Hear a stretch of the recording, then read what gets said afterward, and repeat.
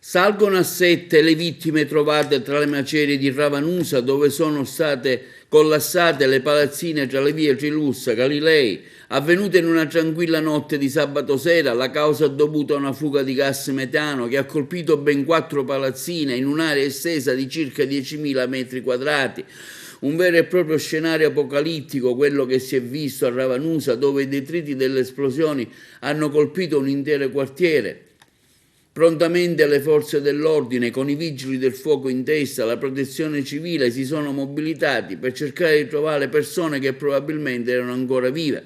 Al momento sono state solo 2, Rosa Carmina e Giuseppina Montana, mentre i corpi ritrovati poche ore fa sono quelli di Giuseppe Carmina e Selene Pagliarello, in attesa di un bimbo che sabato sera erano andati a trovare i genitori di Giuseppe, abitanti nella palazzina scoppiata in via Galilei 8, Angelo Carmina e Selene Zagarrì. Tra le macerie ritrovati anche i corpi di Angelo Carmina, suocero di Selene e papà di Giuseppe. Tra le vittime anche il professor Pietro Carmina, noto professore di Ravanusa, molto conosciuto, e l'infermiera di Canicattì, calogera Gioacchina Miracori, che si trovava in compagnia appunto del marito Calogero e il figlio Giuseppe. Intanto ieri sul posto il procuratore di Agrigento Patronaggio per un sopralluogo e un summit, l'apertura ufficiale di un'inchiesta, un vertice quindi al Comune con una conferenza stampa dove erano presenti anche il Presidente della Regione Nello Musumeci, che prontamente allertato dal parlamentare regionale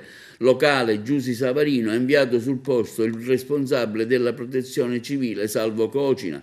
Alla conferenza erano presenti anche Fabrizio Curcio, capo della protezione civile, il comandante dei carabinieri Vittorio Stingo, il prefetto vicario Elisa Vaccaro, tanto il lavoro svolto anche da parte del sindaco Carmelo D'Angelo, che ininterrottamente ha seguito i lavori di recupero delle vittime, provvedendo anche al coordinamento necessario nel territorio navasano.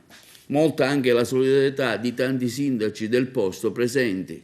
Questa tragedia che ha colpito la città di Ravanusa, purtroppo come sapete sono crollate a seguito di una esplosione delle palazzine, sono stati dei morti, ci sono ancora dei dispersi, però io voglio ringraziare l'ingegnere Curcio, il capo della protezione civile, il presidente della regione siciliana, le forze dell'ordine, il colonnello dei carabinieri, i vigili del fuoco, la protezione civile regionale, tutte le forze dell'ordine, perché abbiamo apprezzato ieri sera un intervento sinergico ed immediato che sta consentendo di soccorrere le persone. Speriamo che nel corso della giornata riusciamo ad essere fortunati come siamo stati ieri sera con le prime 2 persone che sono state estratte, che erano ancora vive, e speriamo che anche oggi tra le 6 persone che ancora sono sotto le macerie ci sia qualcuno ancora vivo. La macchina dei soccorsi è stata importante per la nostra cittadina, per l'intervento immediato che ha fatto, per questo io vi ringrazio, e oggi avervi qui è il segnale. Ieri ho ricevuto immediatamente la telefonata del capo della protezione civile, la vicinanza del governo nazionale e del governo regionale. Questa vicinanza mi auguro che rimanga anche nei prossimi giorni, perché ci sono famiglie che sono distrutte, ci sono persone che hanno perso i loro cari, e queste persone meritano l'attenzione oggi che è successa questa tragedia, ma la meriteranno anche nei prossimi giorni, perché la loro vita sarà segnata per sempre, come per sempre sarà segnato questo ricordo per la nostra comunità. Quindi grazie per quello che state facendo, e la speranza nostra, vostra e credo di tutta la comunità e di tutta l'Italia che le persone che ancora stanno sotto le macerie possano essere estratte ancora vive. Grazie veramente di cuore a tutti.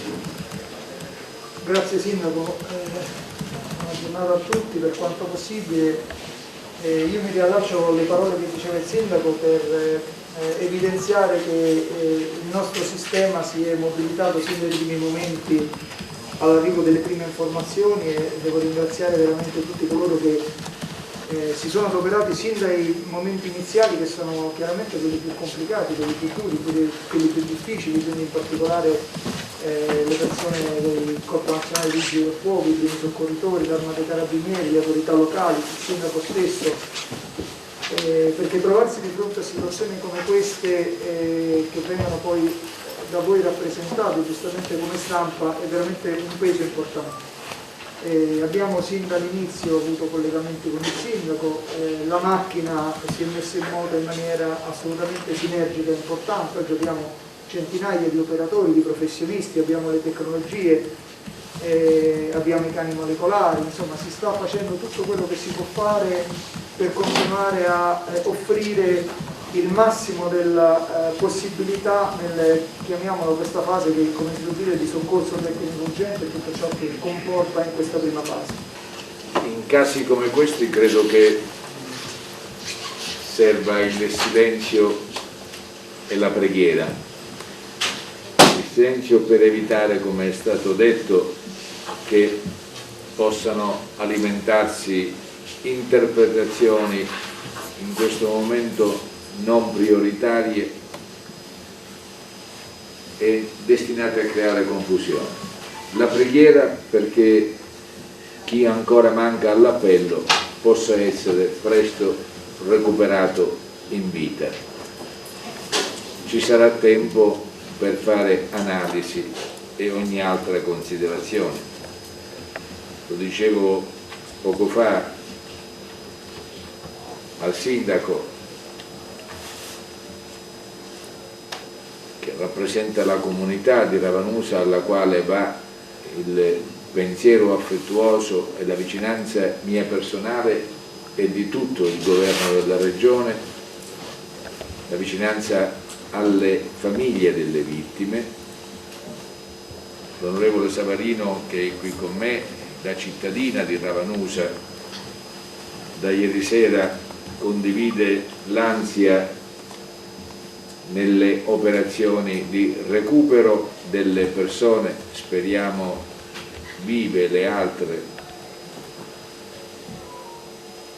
E devo dirvi con molta franchezza che questa sciagura colpisce tutta la comunità siciliana.